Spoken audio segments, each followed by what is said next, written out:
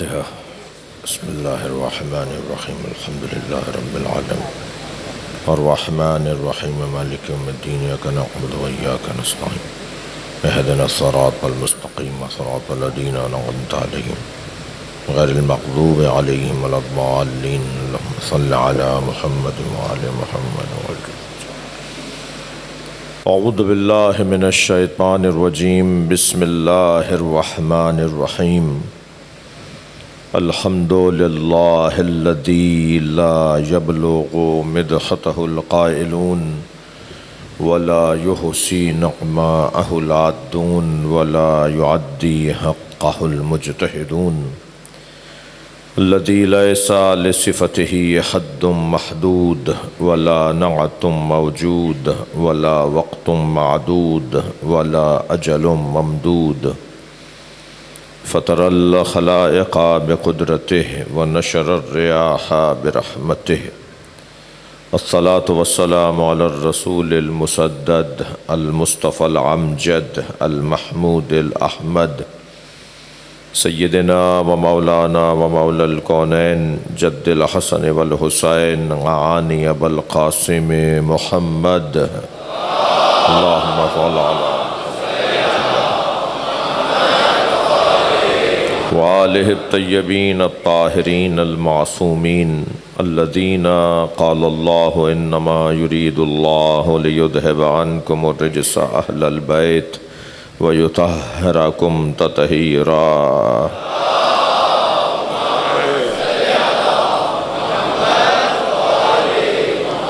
ولعنة الله على أعدائهم أجمعين من يوم عداوتهم إلى قيام يوم الدين. أما بعد، قال الحكيم في قرآن الكريم: بسم الله الرحمن الرحيم. قل هل من شركائكم من يهدي إلى الحق قل الله يهدي للحق أفمن يهدي إلى الحق أحق أن يتبع أمن لا يهدي إلا أن يهدى فما لكم كيف تحكمون. صلوات.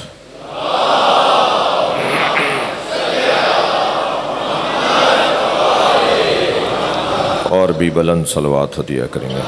اللہم صل علی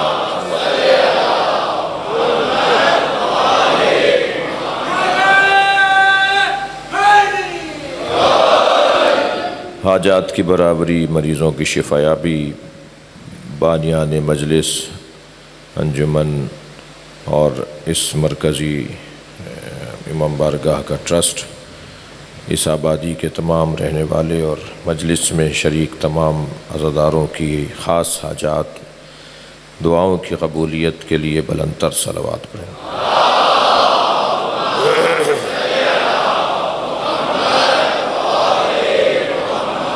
سورہ مبارکہ یونس ہے اور آیت کا نشان 35 ہے.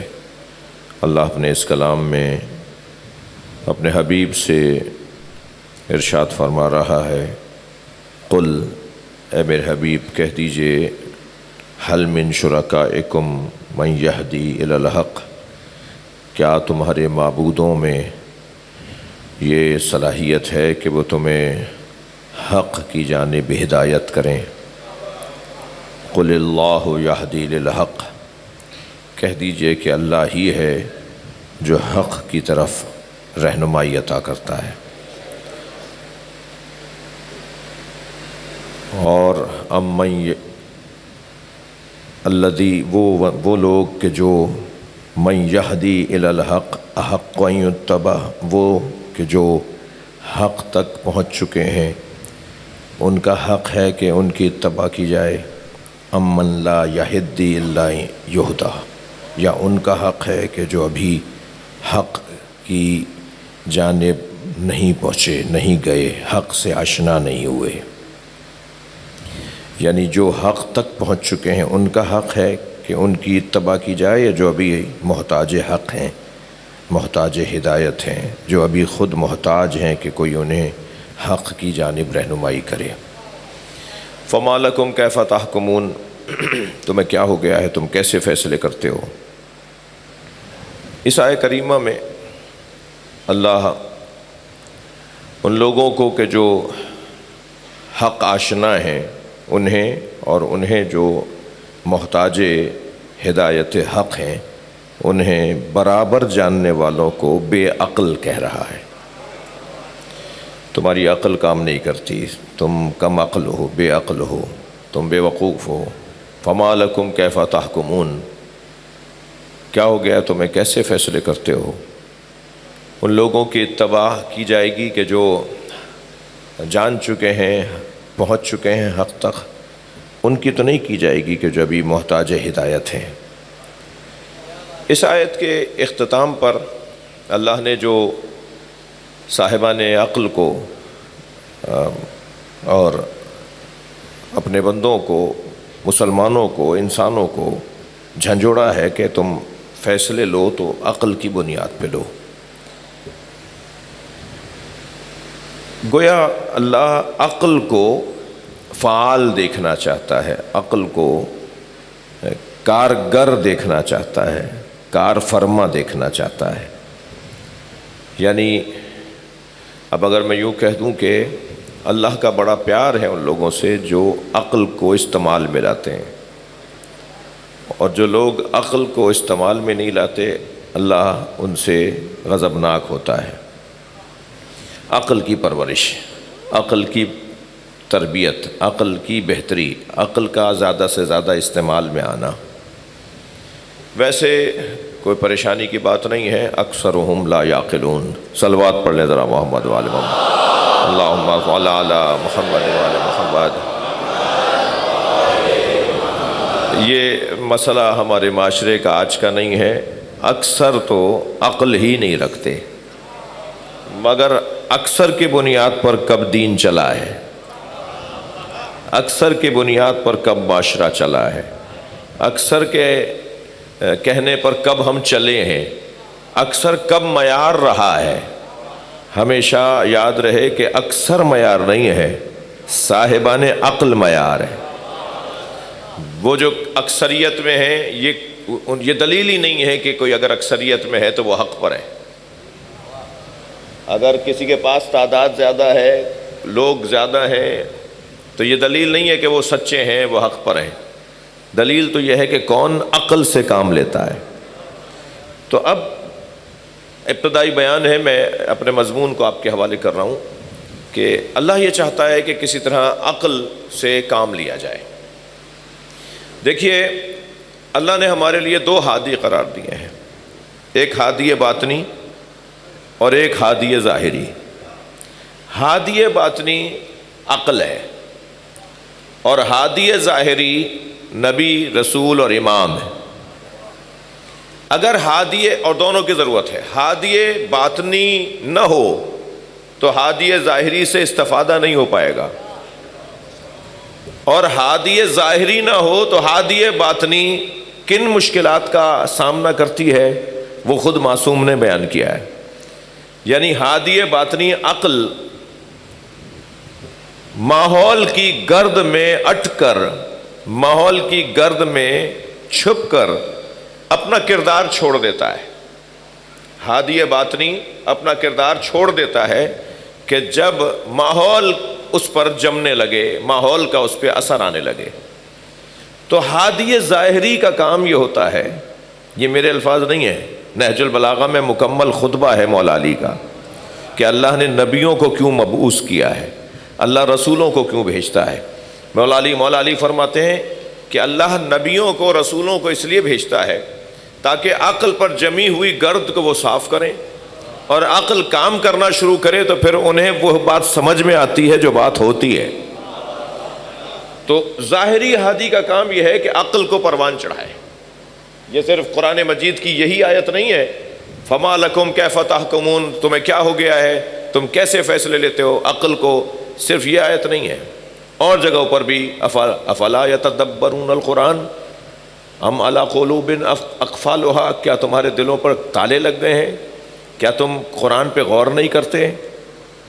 آپ حضرت آدم سے لے کر حضرت عیسیٰ تک، سرکار دو جہاں سے لے کر آج تک ہر نبی، رسول، امام کے سیرت کے اوپر غور کریں۔ ہر ایک کا کام یہی رہا کہ کسی طرح عقل کو بیدار کریں، عقل کو کارگر کریں، عقل کو کار فرما کریں۔ یہ کیا کیا تھا حضرت ابراہیم نے بت خانے میں جا کر؟ بتوں کو توڑنے کے بعد جب انہیں بلا لیا گیا تو وہ تو چاہتے ہی تھے نا، بلاؤ مجھے بلاؤ تاکہ میں تمہیں بتاؤں کہ تم کیا کرتے ہو.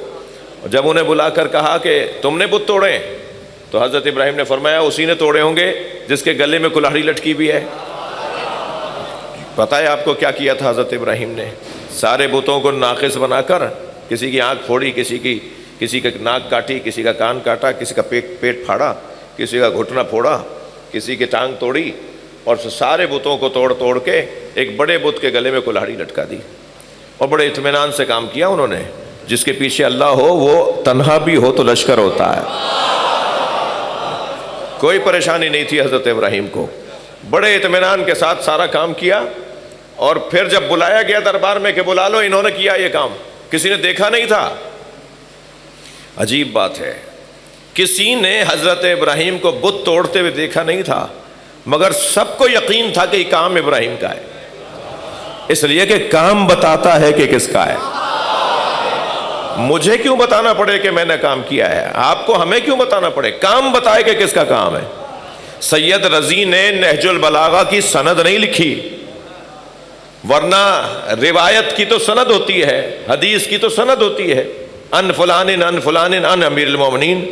مگر سید رضی نے پوری نہج البلاغہ میں راویوں کا نام نہیں لکھے، سیدھا خطبہ شروع کر دیا، جو مولا نے فرمایا وہیں سے شروع کر دیا.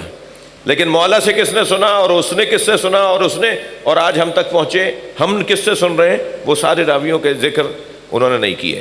اس لیے نہیں کیے، راوی ہیں، مگر سید رضی نے راویوں کا ذکر کرنا ضروری یوں نہیں سمجھا کہ کلام پکار کے بتا رہا ہے علی کا ہے. صلوات پڑھ لیں محمد و آل محمد.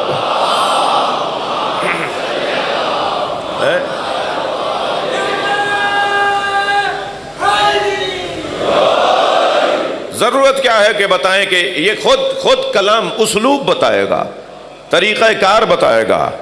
آمادہ ہیں ایک جملہ اور ہدیہ کروں؟ علی مولا جسے مارتے تھے نا، وہ جنازہ پکار کے کہتا تھا مجھے علی نے مارا ہے. علی عمودی تلوار چلائیں یا افقی چلائیں، سر پر تلوار مار کر اسے گرائیں یا دھڑ پر تلوار چلائیں، دونوں برابر کے کٹ کے گرتے تھے. جس علی کی ضربت میں عدالت ہو، اس علی کی حکومت میں کیسی عدالت ہوگی؟ اسلوب بتائے گا بھائی، طریقہ کار بتائے گا. کام بولے، کام بتائے کہ کس کا کام ہے. یہ ہے صاحبان اسلوب کی زندگی کا ایک عنوان تعارف. تعارف کا ایک عنوان، کسی کے بھی تعارف کا ایک عنوان اس کے کاموں سے اس کا تعارف ہوتا ہے. جی مصرع بتائے گا غالب کا ہے، مصرع بتائے گا جوش کا ہے، شعر بتائے گا انیس کا ہے. ہم کیوں بتائیں کہ کس کا کلام ہے؟ جی خود کلام پکار کے بولتا ہے، خود کام بتاتا ہے کس کا کام ہے. ایسا ہی ہے، سب نے کہا یہ ابراہیم نے کیا ہے، بلا لیا حضرت ابراہیم کو. اب جب بلایا تو حضرت ابراہیم سے کہا تم نے کیا ہے. حضرت ابراہیم نے نہ یہ کہا کہ میں نے نہیں کیا، بلکہ ان کے عقل کو ایک مرتبہ جھنجھوڑا، عقل کو کریدا، عقل کو کام کرنے کا موقع دیا. یہ بہت بڑی خیانت ہے میرے بچوں، جوانوں، معاشرے میں، کہ لوگوں کو ان کی عقل کے استعمال کا ہی موقع نہ دیا جائے. یہ لوگ جو کرتے ہیں نا، میں کسی ایک طبقے کی طرف اشارہ کر کے الجھن نہیں ڈالنا چاہتا، لیکن ہر جگہ اس طرح کے بیمار لوگ ہیں جو لوگوں کو بیمار بنا رہے ہیں. وہ کوشش یہ کرتے ہیں کہ لوگ سوچیں ہی نہیں، لوگ بات ہی نہ کریں، لوگوں کا دماغ ہی کہیں نہ جائے، بس جیسا چلتا رہا ایسے چلنے دو. توجہ. تو جب کہا کہ تم نے کیا تو حضرت ابراہیم نے فرمایا اسی نے کیا ہوگا جس کے گلے میں کلہاڑی لٹکی ہے. تو کہنے لگے وہ تو ناک میں بیٹھی مکھی نہیں جھل سکتا. تو حضرت ابراہیم نے فرمایا میں یہی تو تمہیں سمجھا رہا ہوں، جو ناک پہ بیٹھی مکھی نہیں جھل سکتا وہ تمہارا خالق کیسے ہے، وہ تمہارا رب کیسے ہے، تم اسے کیسے خالق مانتے ہو اپنا. اب دیکھیے ذرا اس جملے پر انہوں نے مان تو لیا کہ ابراہیم صحیح کہہ رہے ہیں، مگر بولتے نہیں ہیں. یہ بہت بڑا عیب ہے انسان کا کہ وہ مان لیتا ہے، بولتا نہیں ہے۔ دنیا کا کوئی مسلمان بتائیں جو علی ولی اللہ کو نہ مانتا ہو، مگر بولتے چندی لوگ ہیں۔ صلوات پڑھ لیں محمد و آل محمد پر۔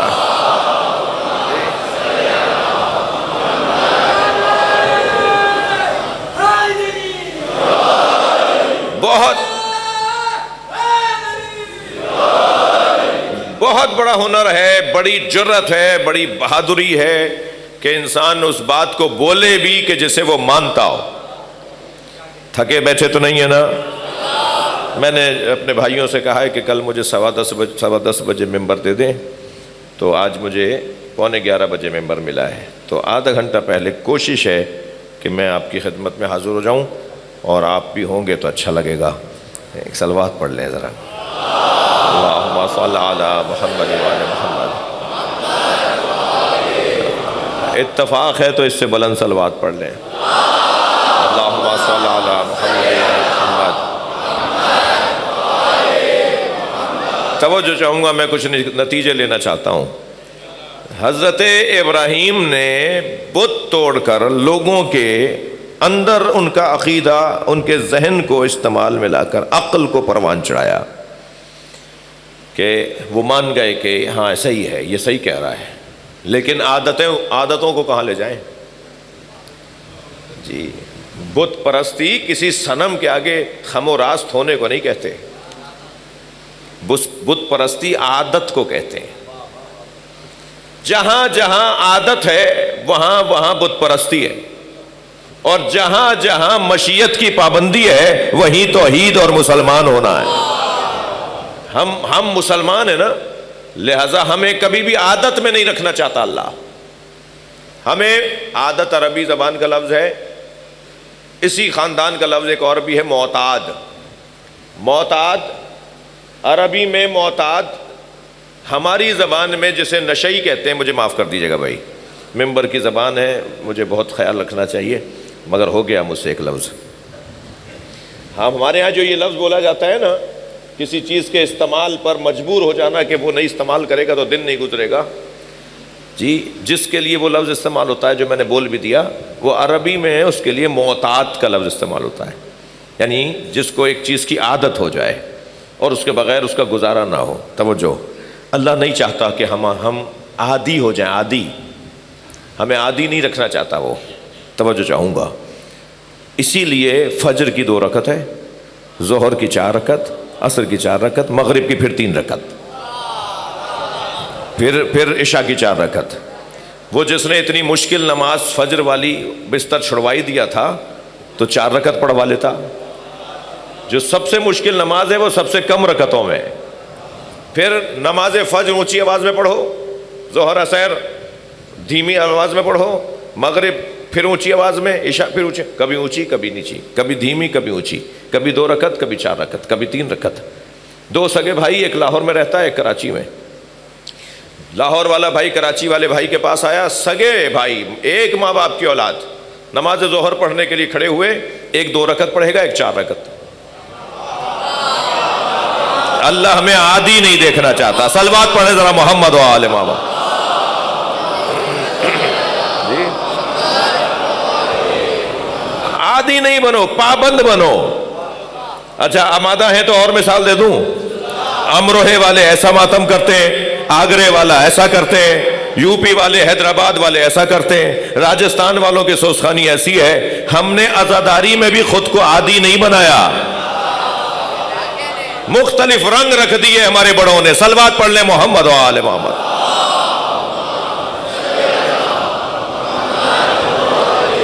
لہذا جو عادی ہوتا ہے نا، اس کے یہاں برداشت نہیں ہوتا۔ توجہ چاہوں گا، عادی کی کمزوری کیا ہے؟ معتاد کی کمزوری کیا ہے؟ معتاد کی کمزوری، عادی کی کمزوری یہ ہے کہ اس کے ہاں برداشت نہیں ہے، لڑے گا آپ سے، آپ کے ساتھ اپنی حدوں سے گزر جائے گا اپنی عادت کی خاطر۔ لیکن یہاں ہمیں مختلف انداز سے سارا دن گزارنا ہے اللہ کی عبادت میں۔ ایام ازاں مختلف رنگوں میں گزارنے ہیں، لہٰذا ہمارے ہاں کوئی جذباتی کسی کو ہونا ہی نہیں ہے بھائی۔ یہ کیونکہ وہاں والے ہیں وہاں ایسے ہی مرثیہ پڑھا جاتا ہے، یہ وہاں والے ہیں وہاں نوحہ ایسے ہی پڑھا جاتا ہے، یہ وہاں والے ہیں یہاں ماتم ایسے ہی کیا جاتا ہے، یہ وہاں والے ہیں ان کے ہاں یہی ہوتا ہے۔ برداشت بڑھا دی، تحمل مزاجی بڑھا دی، اللہ نہیں چاہتا۔ اب یہی کیفیت کیونکہ ان لوگوں کی عادت تھی بت پرستی کی، بت پرستی کی عادت ہے، حضرت ابراہیم بت پرستی چھڑوانا چاہ رہے ہیں۔ اللہ اکبر۔ میں تو حضرت ابراہیم کی بارگاہ میں سوال کروں گا، اے خلیل خدا، آپ کے تو اپنے چچا کارخانہ لگائے بیٹھے ہیں بت بنانے کا، ان کے اپنے چچا کا کارخانہ ہے بت بنانے کا، کارخانہ ہے بت سازی۔ آزر ان کا نام ہے، قرآن نے انہیں ان کے بابا کہہ کر یاد کیا، جبکہ ان کے بابا نہیں تھے، وہ چچا تھے۔ تو ادب میں، احترام میں کہ چچا باپ کا بھائی ہوتا ہے تو اس کا ادب ہے، لیکن ان کا تو اپنا کارخانہ ہے، بت بناتے ہیں، بیچتے ہیں، بت بنا کے بیچتے ہیں، آرڈر ملتے ہیں انہیں، اتنا بنا دو، ایسا بنا دو، چھوٹا بنا دو، موٹا بنا دو، اور وہ بت بناتے ہیں، اور بت جو ہے مارکیٹ میں جا کر انہی کے کارخانے سے بیچے جاتے ہیں۔ تو میں تو حضرت ابراہیم سے ہاتھ جوڑ کر سوال کروں کہ آپ نے جا کے بت خانے کے بت توڑ دیے، آپ نے اپنے چچا کا کارخانہ بند کیوں نہیں کروایا؟ بھائی تھوڑی گردن ہلا دینا، بات جا رہی ہو تو ہے، کیوں آپ نے اپنے چچا کا کارخانہ بند نہیں کروایا؟ حضرت ابراہیم نے کیوں ایسا نہیں کیا؟ وجہ بتاؤں؟ وجہ یہ ہے کہ اگر حضرت ابراہیم نے چچا کا کارخانہ بند کروا دیا ہوتا نا تو پھر ایک اور کارخانہ کھل جاتا، پھر ایک اور کارخانہ کھل جاتا، تو کیا یہ کارخانے ہی بند کرواتے رہے؟ حضرت ابراہیم نے مارکیٹ کی طلب کو تبدیل کر دیا۔ جب معاشرے میں کوئی بت مانگے گا ہی نہیں تو کارخانے خود بند ہو جائیں گے۔ صلوات پڑھ لیں ذرا محمد و آل محمد پر۔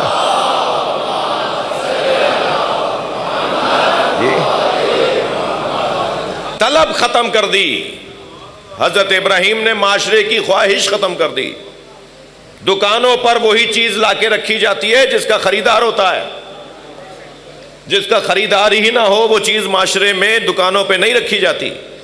تو اب خریدار تبدیل کر رہے ہیں حضرت ابراہیم۔ تم بتوں کے خریدار مت بنو، تم اس کے خریدار بن جاؤ جس کا علی خریدار ہے، تم اس کے خریدار بن جاؤ جس کے مصطفیٰ خریدار ہے۔ تو پھر ایک مرتبہ عقل کی پرورش شروع ہو رہی ہے آہستہ آہستہ، اور پھر آپ نے دیکھا کہ جب عادتوں کے خلاف آپ جائیں گے نا، جب عادی بیماروں کے خلاف آپ جائیں گے تو پھر وہ آپ سے لڑیں گے، وہ پھر تیار ہو جائیے ان کا سامنا کرنے کے لیے۔ یہی جہاد ہے، عادی لوگوں سے مقابلہ وہ ان کی طرف سے ہوگا، اور پھر آپ کو اپنا دفاع کرنا ہے۔ حضرت ابراہیم نے یہی کیا، اور پھر مقابلہ ہوا، حضرت ابراہیم کو آگ میں پھینک دیا گیا۔ اب ابراہیم آگ میں پھینکے جا رہے ہیں، کیا حسین واقعہ ہے، قرآن نے اس واقعے کو بڑے اچھے انداز سے اپنے دامن میں جگہ دی ہے۔ حضرت ابراہیم آگ میں پھینکے جا رہے ہیں، اور شدید آگ روشن کی گئی ہے، بھڑکائی گئی ہے۔ ابراہیم جا رہے ہیں مگر اطمینان کے ساتھ، جس اللہ نے بھیجا تھا نا کہ جا کے بت توڑ کر آ جاؤ، اس اللہ سے پوچھا نہیں تھا حضرت ابراہیم نے کہ بچوں گا یا مروں گا، اس لیے کہ ابراہیم جانتے ہیں مولا کی اطاعت میں زندگی ہے، مولا کی اطاعت کروں گا تو یہی تو زندگی ہے۔ اب جو بھیج رہا ہے وہی خود حفاظت کرنے والا ہے۔ آگ میں جا رہے ہیں، جبریل نے آ کر کہا حل لک حاجۃ یا ابراہیم، اے ابراہیم کوئی حاجت ہے؟ حضرت ابراہیم نے فوراً فرمایا اما الیک فلا، ہاں ہے مگر تم سے نہیں ہے۔ تو کہنے لگے پھر کس سے ہے؟ کیا اسی سے ہے جس نے تمہیں آنے کی اجازت دی ہے؟ تو کہنے لگے بتاؤ جا کے میں اللہ سے کہہ دیتا ہوں کہ آپ کی کوئی حاجت ہے۔ تو ایک حسین جملہ فرمایا علمہ بحالی یغنی عن سوالی، وہ میرے حالات سے آشنا ہے، پھر سوال کی ضرورت کیا رہی؟ توجہ کر رہے ہیں آپ؟ یہ وہ صاحبان اسلوب لوگوں کا کام ہے، عقل کی پرورش کرنے والوں کا کام ہے۔ میں نے ایک جملہ کہہ دیا، اسے تھوڑا سا اور بہتر کروں۔ میرے بچوں جوانوں، اطاعت مولا میں زندگی ہے، چاہے اس کے بدلے میں ہمیں کسی بھی مصیبت کا سامنا کرنا پڑے۔ آمادہ ہیں ایک جملہ کہوں؟ چور رستوں سے بل پاس کروانا، اور پھر آخری دن دھڑ دھڑ دھڑا دھڑ 10 بلوں کو سینٹ میں پاس کروانا۔ کیا قیامت آ رہی تھی کہ آخری دن اتنے بل پاس کروائے؟ جی پہچانو اپنے سیاسی مخالفوں کو، جی پہچانو میرے عزیزوں، میرے بچوں، آپ سے بات کر رہا ہوں۔ آخری دن میں جا کر 1-2 بل تھوڑی پاس ہوئے ہیں، کئی بل انہوں نے اپنی پسند کے پاس کروائے۔ تو یاد رکھیے، آج میں دونوں بڑی شخصیات سے اور اداروں سے رابطے میں رہا، اور بہت جلد تیاری کیجئے، بہت جلد متفقہ طور پر پورے ملک میں احتجاج کی کال دی جائے گی۔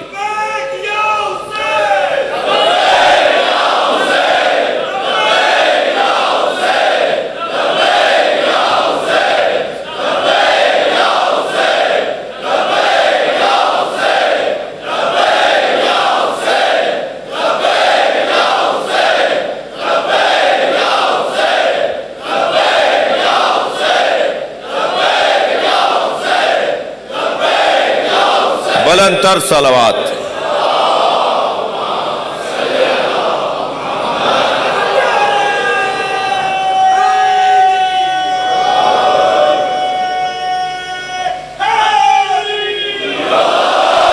آپ سے التماس یہ ہے کہ جب یہ کال دی جائے تو اپنا حصہ اپنی شرکت کی صورت میں ضرور ڈالیں، اس لیے کہ یہ قانون پاکستان مسلکی بنیادوں پر نہیں بنا تھا۔ پاکستان کا مطلب کیا؟ لا الہ الا اللہ۔ یہ اسلامی متفقہ مشترکہ قدروں پر بنا تھا، مسلکی بنیادوں پر نہیں بنا تھا۔ یہ پاکستان سنیوں نے بنایا ہے، شیعوں نے بنایا ہے، دیوبندیوں نے، بریلویوں نے، سب نے مل کر بنایا ہے۔ حتیٰ غیر مسلم جو قومیں ہیں انہوں نے بھی اپنا حصہ اس کی تعمیر و تشکیل میں رکھا ہے۔ یہ ملک کسی مسلک کا ملک نہیں ہے۔ خبردار، جن کے ابا نے اور دادا نے پاکستان بنانے کی مخالفت کی تھی وہ آج پاکستان کے فیصلے کرنے کے حقدار نہیں ہیں۔ ان کی اولادیں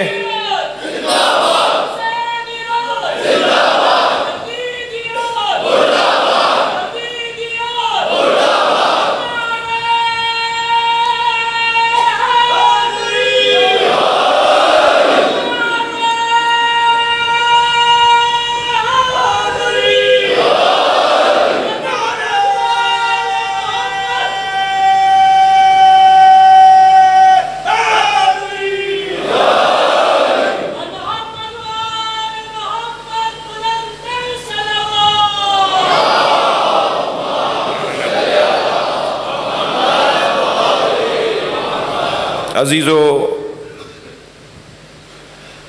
جب آپ عادتوں کے خلاف جائیں گے نا تو پھر آپ کو مقابلے کا اور سامنا اور مخالفت کا سامنا کرنا پڑے گا، لیکن اس کے لیے تیار رہنے کی ضرورت ہے۔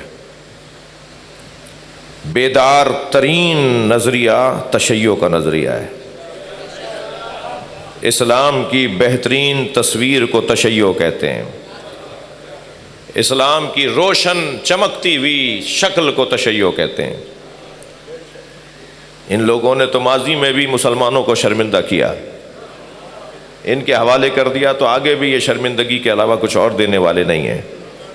مگر میں پاکستان کے ریاستی اداروں سے توقع کرتا ہوں کہ اس ملک کو مسلکی پاکستان بننے سے وہ روکیں گے۔ یہ سب کا ہے، سب کا تھا، سب کا رہے گا۔ عزیزو، بات تھوڑی سی میں ایک مرحلہ آگے آ رہا ہوں کہ جب اطاعت مولا میں قدم اٹھایا جائے، مولا کے حکم کے مطابق قدم اٹھایا جائے، تو چاہے اس میں موت ہو وہی زندگی ہے۔ اور وہ زندگی کس کام کی زندگی کہ جس میں مولا کی نافرمانی ہو؟ اس زندگی کا کیا فائدہ کہ جس زندگی میں مولا کی نافرمانی ہو؟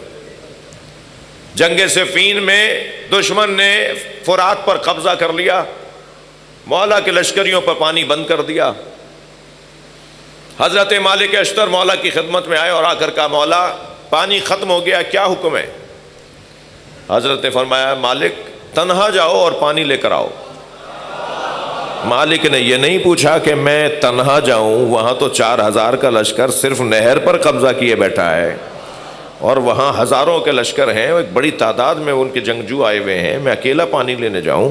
پانی انہوں نے بند کر دیا ہے تو میرے اوپر کیا گزرے گی، مجھ پر وہ کیا، ہم کیسے مجھے لانے دیں گے پانی؟ مولا سے حضرت مالک اشتر نے یہ نہیں پوچھا بلکہ فوراً تیاری کی، چند سواریوں پر خالی مشکیزیں لادھے اور اکیلے ان سواریوں کو لے کر نہر پر گئے، پانی بھر کر آ گئے۔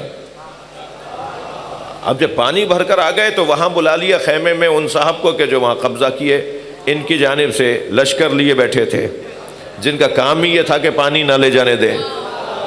انہیں بلا لیا کہ بھائی یہ کیا ہوا؟ کہنے لگے حضور میری مجال، آپ کے وزیر خاص ان کے ساتھ آئے تھے، آپ کے وزیر خاص عمرو عاص ان کے ساتھ آئے تھے۔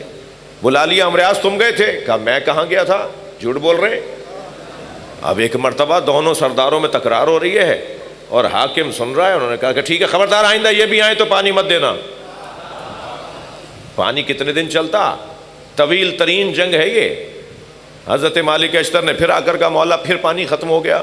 حضرت نے فرمایا جاؤ جیسے پہلے لے کر آئے تھے ایسے لے کر آؤ۔ مالک اب بھی یہ نہیں پوچھ رہے کہ میں بچوں گا یا مار دیا جاؤں گا، اطمینان کے ساتھ مالک دوبارہ پانی لے کر آ گئے۔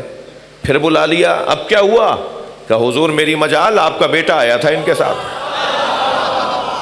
بلا لیا انہیں، انہوں نے کہا جی میں تو بندروں سے مجھے فرصت ہی نہیں ہے، جی میں تو کھیل کود سے ہی مجھے فرصت نہیں ہے، میں کہاں جاتا ان کے ساتھ؟ کہا خبردار اگر یہ بھی آئے تو مت دینا۔ اب تیسری مرتبہ پھر مالک نے آ کر کہا اب آپ دیکھیے کہ وہاں اتنا بڑا لشکر، ادھر اکیلے مالک، مگر انہیں یقین ہے میرے پیچھے میرا مولا علی ہے۔ پھر تیسری مرتبہ مالک نے پوچھا، مولا نے فرمایا جیسے پہلے لائے ہو ایسے لے کر آؤ۔ مالک پھر لے کر آ گئے۔ اب بلا لیا، آپ کون آیا تھا؟ کہا حضور آپ خود آئے تھے۔ کہا میں آیا تھا، مجھ سے کہہ رہے ہو؟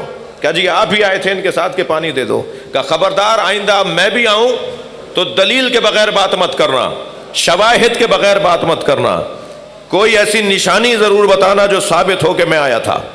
چوتھی مرتبہ پھر مالک نے پانی بھرا، لے کر آ گئے۔ پھر بلا لیا، اب کیا مصیبت ہے؟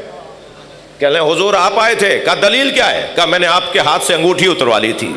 اب جیسے ہی ان کے ہاتھ میں اپنی انگوٹھی دیکھی اور اپنا ہاتھ خالی دیکھا تو بے ساختہ کہا ھذا من عجائب علی بن ابی طالب، یہ علی کے عجائب و غرائب میں سے ہے۔ صلوات پڑھ لیں محمد و آل محمد۔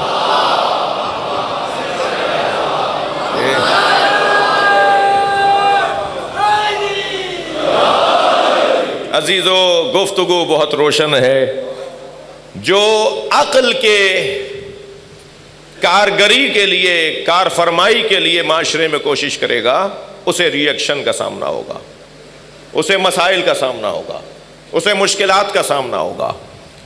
اور قرآن تو یہ کہتا ہے کہ عقل کو پروان چڑھاؤ۔ ائمہ اہل بیت، انبیاء، ائمہ یہ کہتے ہیں کہ عقل کو پرورش دو۔ میں نے آپ کے سامنے جس آیت کو لیا ہے، اس آیت کا پیغام بھی یہ ہے کہ کسی طرح عقل کو پرورش دی جائے۔ اعلان ہو رہا ہے هل يستوي الذين يعلمون والذين لا يعلمون، کیا جاننے والے اور نہ جاننے والے برابر ہیں؟ یہ کیا اعلان ہو رہا ہے؟ یہ کیا سوال ہے؟ سوال ہے عقل کی پرورش کا۔ سب کہیں گے، کون ہے دنیا میں جو کہے کہ نہیں دونوں برابر ہیں؟ ہر صاحب عقل کہے گا کہ نہیں، جاننے والا زیادہ بہتر ہے، فضیلت والا ہے، بڑا ہے، عظیم ہے، محترم ہے، نہ جاننے والے کی نسبت، یعنی دونوں میں ہمیں جاننے والے کا احترام کرنا ہے، اس کی پیروی، اس کی اطاعت کرنی ہے، اور جو نہیں جاننے والا، نہیں جانتا، اس کو ہمیں چھوڑ دینا ہے۔ ایسے ہی مولانا؟ تو جب یہ عقل کہہ رہی ہے کہ دونوں برابر نہیں ہیں تو اس پہ عمل کیوں نہیں ہو رہا؟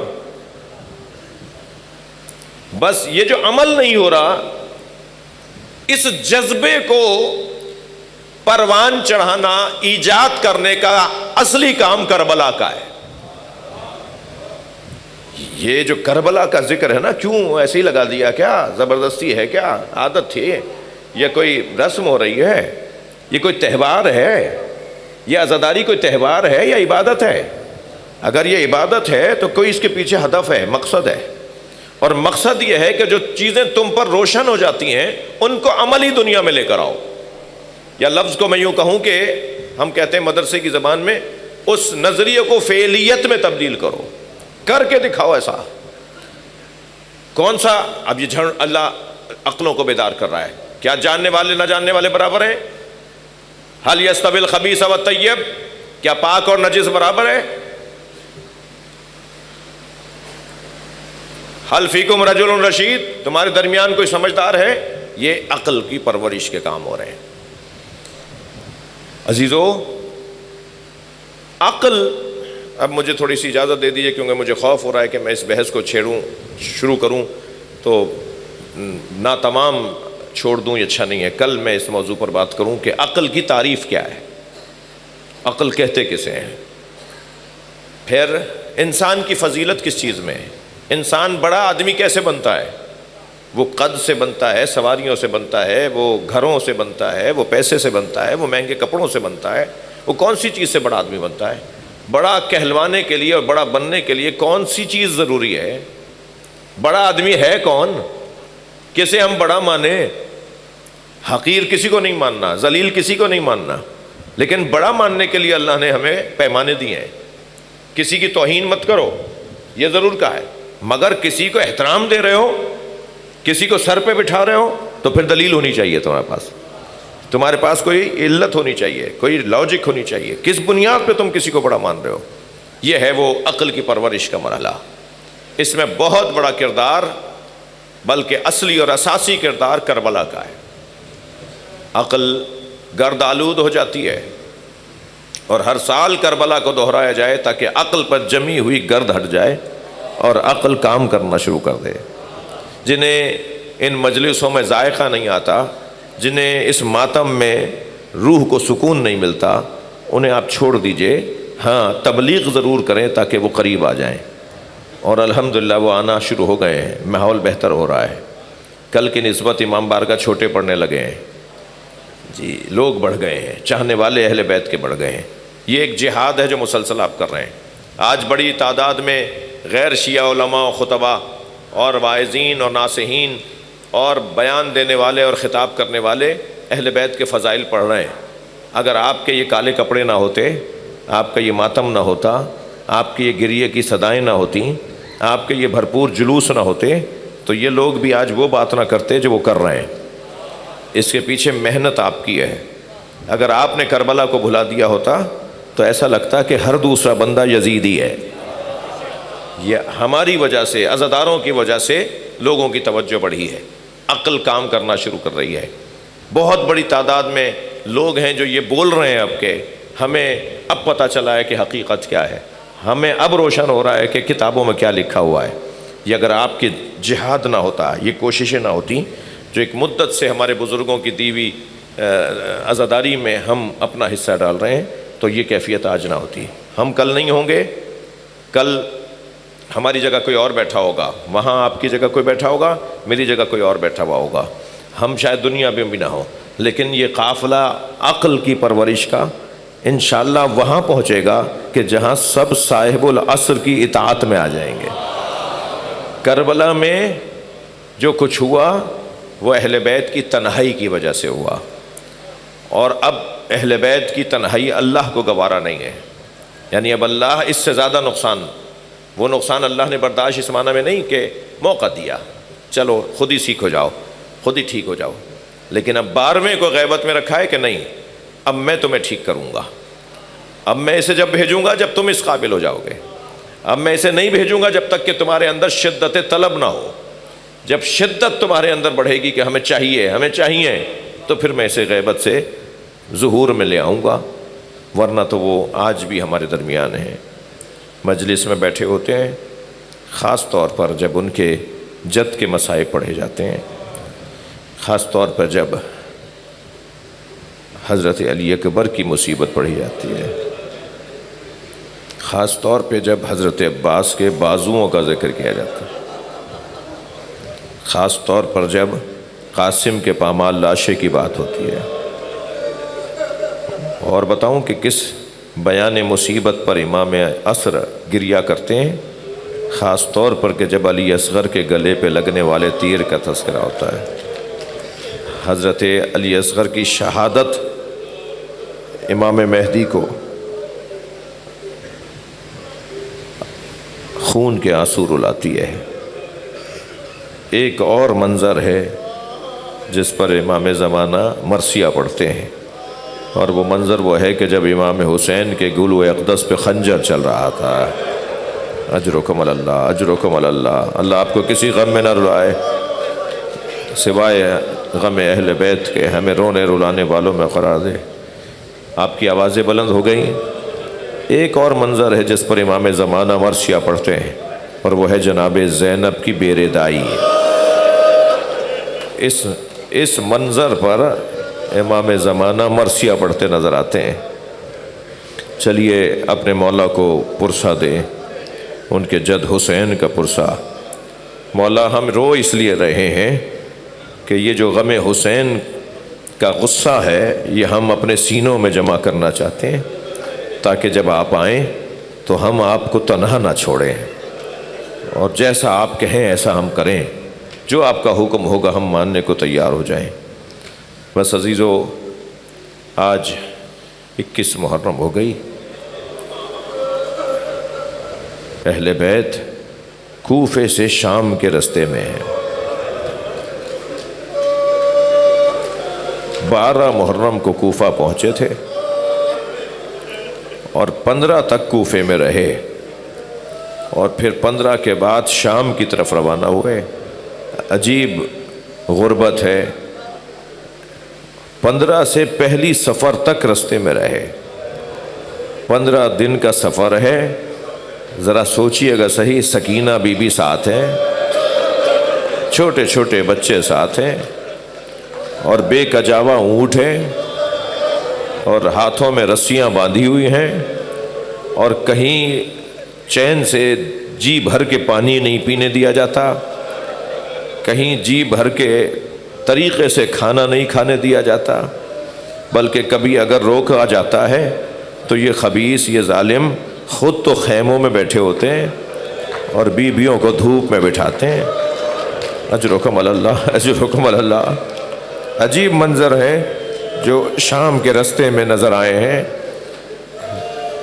تھوڑی دیر کے لیے تصور کیجئے، عرب دنیا کی گرمی، امام سجاد کے ہاتھوں میں ہتھکڑیاں، پیروں میں بیڑیاں، گلے میں طوق، اور پھر وہ بھی دھوپ میں بٹھایا جائے۔ عجب نہیں جناب سکینہ کو اگر ایک گھونٹ پانی کا بھی ملتا ہو تو وہ جا کر بھائی کے لوہے کی زنجیروں پہ ڈال دیتی ہیں کہ کسی طرح میرے بھائی کے بیڑیاں جو گرم ہو گئی ہیں وہ ٹھنڈی ہو جائے۔ بھیا میں پیاسی ہی رہوں گی۔ بہنوں کا بھائیوں کے ساتھ جو تعلق ہوتا ہے اس کی مثال کربلا سے پہلے ایسی نہیں ملی جیسے کربلا میں بیان ہوئی ہے۔ ایک خاص پیار ہے۔ اجرکم اللہ۔ قافلہ 11 محرم کو چلا تھا اور 12 محرم کو پہنچا کوفے میں، مگر جب یہ 11 محرم کو روانہ ہوئے تو وہ منظر جناب زینب کہتی ہیں میرے ذہنوں سے نہیں نکلتا، میرے ذہن سے نہیں نکلتا۔ وہ منظر یہ ہے کہ حسین کے لاشے پر بیویوں کو آنا اور پھر امام حسین کے لاشے سے بیویوں کا اٹھانا۔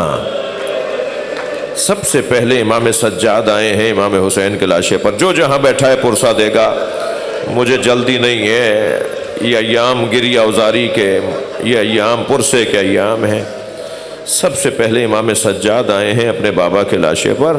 اللہ کسی جوان کو باپ کا ایسا لاشا نہ دکھائے۔ منظر یہ تھا کہ امام کی پسلیاں کمر سے نکل رہی تھے، اس لیے کہ نانجیبوں نے امام کے بدن پہ گھوڑے دوڑائے تھے۔ اجرکم اللہ، اجرکم اللہ۔ جو جہاں بیٹھا ہے اپنی آواز کو آزاد کرے گا۔ میرے مولا سجاد سے بابا کا لاشا دیکھا نہیں جا رہا تھا۔ میرے مولا حسین کے بدن مبارک کے ساتھ جو ظلم ہوا مجھ سے بیان کرنا مشکل ہے، اللہ کرے بیان کر پاؤں۔ ایک یزیدی لشکر کا سپاہی کہتا ہے کہ جب خیمے لٹ رہے تھے تو مجھے تاخیر ہوئی پہنچنے میں. جب میں پہنچا تو سب لٹ چکا تھا. میں نے کتنی جلدی کہہ دیا, مقتل نے کیا لکھ دیا؟ وہ کہتا ہے سب لٹ چکا تھا.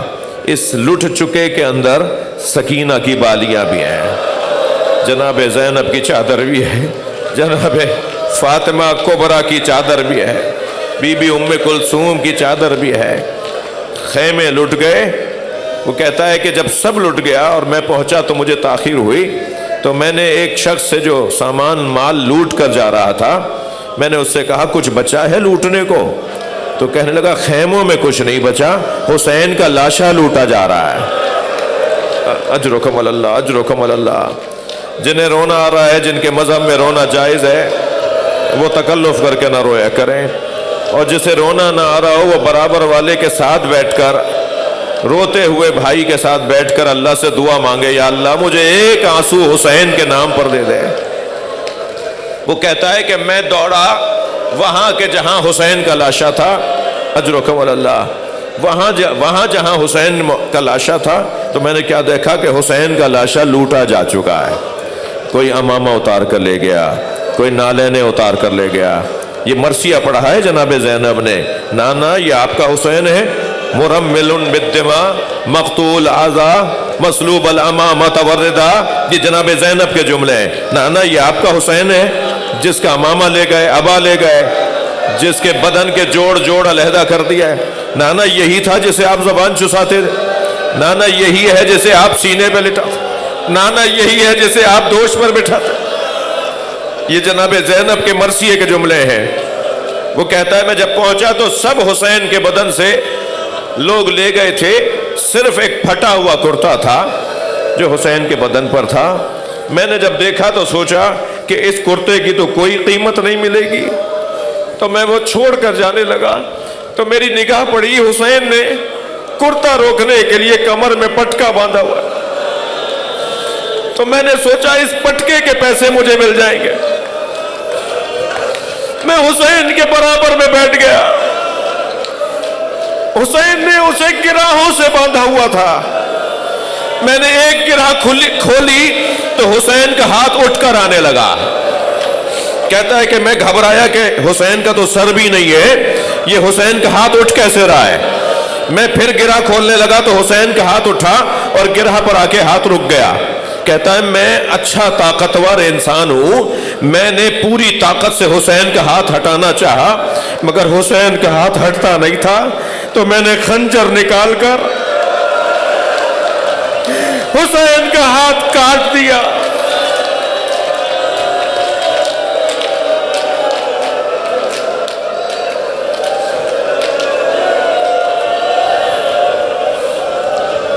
کیسے دیکھا ہوگا جناب زینب نے.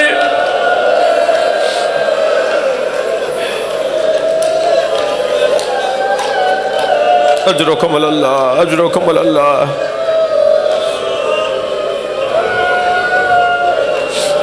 امام زین العابدین پہلی مرتبہ جب پہنچے, پہلا منظر جب یہ اس کیفیت میں بابا کا لاشا دیکھا تو امام کا رنگ حالت غیر ہونے لگی. ایسا لگ رہا تھا کہ جیسے ابھی امام زین العابدین کی روح پرواز کر جائے گی. تھکے نہیں.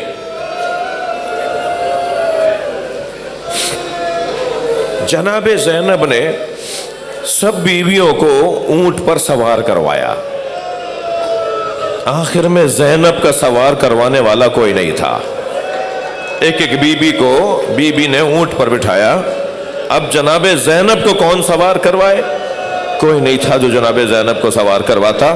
تو جناب زینب نے اس بیٹھے ہوئے اونٹ پر اس کے قریب کھڑے ہو کر نہر کی طرف رک کر کے آواز دی, کہاں ہے میرا عباس جس نے مدینے میں مجھے سوار کیا تھا؟